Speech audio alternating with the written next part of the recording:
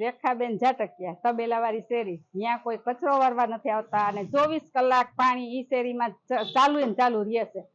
ઈ પાણીનો કઈક નિકાલ કરો, કઈક કચરાનો કરો, ભલે 2-3 દિવસ પણ વારવા વાળા તો જોઈએ ને. કોઈ વારવા જ નથી આવતો. કચરાના ઢગલા થાય છે, બધે કાગળિયા ઉડે, પ્લાસ્ટિક ઉડે, માવાના કાગળિયા ઉડે, ઘરમાં ગરી જાય તો અમારે કોને કેવા આવું? નહીં કેવા આવ્યા છે તો કોઈ હાજર નથી, નથી ચીફ ઓફિસર કે નથી પ્રમુખ.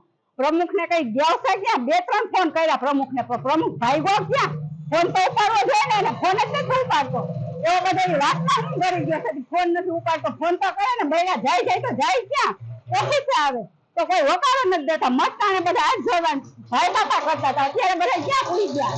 ને પેટ છે કે પેટારા, પેટ ભરવામાં જ નવરા નથી થતા. આવા ક્યાંય હોય?